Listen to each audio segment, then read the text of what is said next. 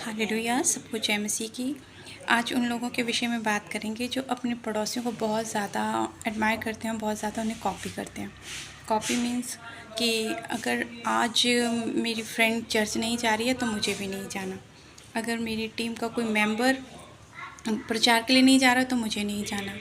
आज फेवरेट वाली सहेली नहीं जा रही है तो मुझे नहीं जाना।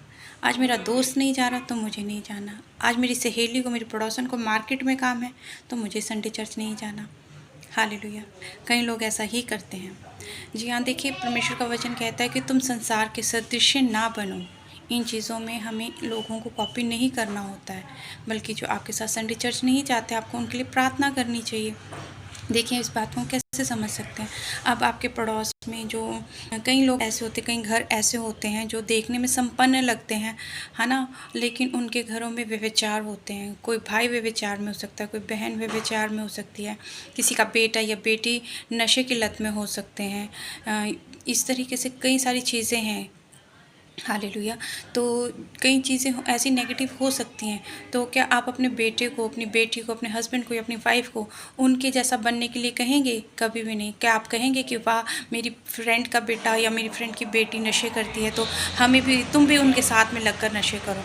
कभी नहीं। क्योंकि आप उनसे क्या कहेंगे? अपने बेटे को, बेटी को, हस्बैंड को, वाइफ को क्या कहेंगे? कि वो इंसान ठीक नहीं है, उससे अपने बच्चों को, अपने आप को दूर रखो। आप रहते हैं ना उन लोगों से दूर, उनकी ये गंदी बैड हैबिट्स आप नहीं अपनाते, कभी भी आप इन चीज़ों को नहीं अपनाते हैं। हालेलुया, आमीन। तो क्या करते हैं हम लोग? उनसे दूरी बना लेते हैं कि नहीं, इनको हमें कॉपी नहीं करना है। लेकिन हमें कॉपी किनको करना है? हमें उनको कॉपी करना है कि वो चाहे बीमारी में है, लाचारी में है, गरीबी में है, या किसी भी बंधन के नीचे हैं। हालेलुया। तो भी वो चर्च जा रहे हैं। संडे को क्यों चर्च जा रहे हैं? क्योंकि वो परमेश्वर ने हमें आज्ञा दी है। 6 दिन देखिए, परमेश्वर ने भी काम किया। हालेलुया। जब आप उत्पत्ति की पुस्तक पढ़ते हैं तो खुदा ने 6 दिन में सृष्टि की रचना करी और सृष्टि की रचना करी। छठे दिन मनुष्य को अपने स्वरूप में अपने हाथों से बनाया और 7वें दिन को खुदा ने क्या किया? विश्राम दिन करके ठहराया। जब हमारे खुदा ने उस दिन को विश्राम दिन करके ठहराया तो हमें भी कहा गया है कि हम संडे को विश्राम दिन करके ठहराएं। हम कलीसिया में जाएं, उसकी प्रेजेंस को महसूस करें, जो आत्मिक भोजन है उसे ग्रहण करें। हालेलुया। कई लोग कहते हैं कि हम वचन सुनते हैं लेकिन हमें याद नहीं रहता। तो कैसे याद रहेगा? आपकी ज़मीन तो सूखी पड़ी है, बंजर पड़ी है। लेकिन ध्यान रखिए, जैसे अलीशा नबी के प्रार्थना करने से उसने टूटी हुई वेदी को बनाया। हालेलुया। टूटी हुई वेदी को बनाया और खुदा से प्रार्थना की, और वहाँ पर जो भेंट चढ़ाई गई थी, उस टूटी हुई वेदी को मुरम्मत करने के बाद जो उस पर भेंट रखी गई थी, खुदा ने स्वर्ग से आग को भेजा और उसने उसकी भेंट को स्वीकार किया। वहाँ पर मेह हुआ, बारिश हुई। तो आपकी ज़मीनें भी यदि सूखी पड़ी हैं, आपके मन की ज़मीन सूखी पड़ी है, जिस पर कोई भी बीज, कितना ही उत्तम बीज क्यों नहीं डाला जाता, बोया जाता, वो फल नहीं लाता। क्योंकि वचन में लिखा गया है कि कई बीज होते हैं पथरीली भूमि पर गिरते हैं, जिन्हें जो जड़ नहीं पकड़ पाते, और जो जड़ पकड़ पाते हैं कईयों के साथ मुंड कटारे उगते हैं। अच्छे विचारों के साथ बुरे विचार आते हैं। शैतान आपके विचारों को, उन बीजों को चुरा कर ले जाता है, क्योंकि उसे पता है कि यदि इस भूमि पर ये बीज पड़ा और ये बीज फलवंत हुआ तो ये छुटकारे को प्राप्त करेगा। हालेलुया। इसलिए अपने पड़ोसियों के सदृश्य ना बने कि मेरा पड़ोसी आज नहीं जा रहा, मैं नहीं जाऊंगी, मैं नहीं जाऊंगा। अकेले जाना पड़े कलीसिया अगर तो जाइए, इसमें कौन सी बड़ी बात है? आप परमेश्वर के लिए एक कदम बढ़ाएंगे, मेरा खुदा आपके लिए 10 कदमों को बढ़ाकर आपके नज़दीक आएगा। खुदा को जानिए। आपके साथ कितने ही एतवार ऐसा हो सकता है कि आपको बीज समझ ना आए, वचन समझ ना आए, आप अंदर से तो आनंद, भवन में बैठ के आनंद कर रहे हैं, लेकिन बाहर निकलते ही वो बीज चुरा लिया गया। क्यों? क्योंकि परमेश्वर का वचन कहता है कि जो उसके बाड़े को तोड़ता है और बाड़े को तोड़कर जो बाहर जाता है, शैतान तैयार बैठा हुआ है उसकी भेड़ों को फाड़ खाने के लिए।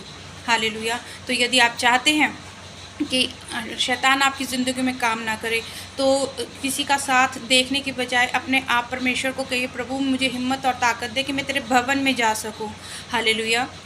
और प्रभु कोई साथ हो ना हो, तू मेरे साथ चलेगा, मैं विश्वास करती हूँ तेरी पवित्र आत्मा मेरी अगुवाई करेगी और मैं जाऊँगा भवन में।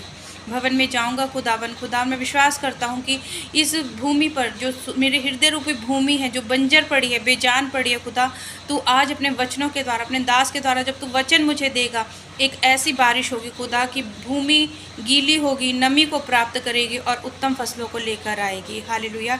तो मेरा खुदा जो हारून की सूखी छड़ी के ऊपर पत्तों को लगा सकता है, फलों को लगा सकता है, तो वो आपकी नीरस भरी जिंदगी में, अकाल पड़ी जिंदगी में जो सूखी पड़ी है उस पर भी अपने प्रेम की वर्षा करेगा और निसंदेह आप लोग प्रोग्रेस को देखेंगे। हालेलुया। मैं विश्वास करती हूँ कि इन वचनों के द्वारा आप लोगों के मन से ये चीज़ निकली होगी कि हमें साथ देखने की बजाय अब परमेश्वर का साथ ढूंढना और हमें कलीसिया घर जाना ही जाना है।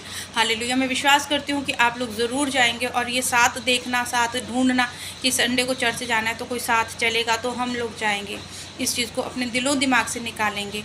क्योंकि कोई भी अगर किसी का पड़ोसी, किसी की बहन, कोई भी रिश्तेदार भी है, कभी भी किसी भी रोग में, पीड़ा में, आप कभी नहीं कहेंगे कि ये रोग पीड़ा आपके परिवारों पर पड़े। हालेलुया।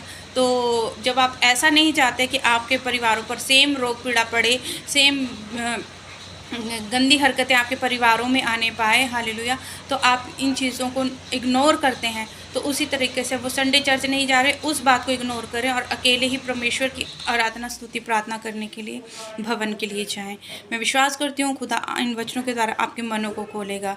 जिंदा खुदा की हजूरी में एक बार फिर मैं आप सबसे प्रार्थना करती हूँ कि संडे को कभी मिस ना किया करें और परमेश्वर की हजूरी में जाया करें, क्योंकि परमेश्वर के दास के द्वारा परमेश्वर स्वयं बातें करता है और उन वचनों को ग्रहण करें। प्रभु यीशु मसीह मेरा जिंदा खुदा आप सबको आशीष दे। जय मसीह की।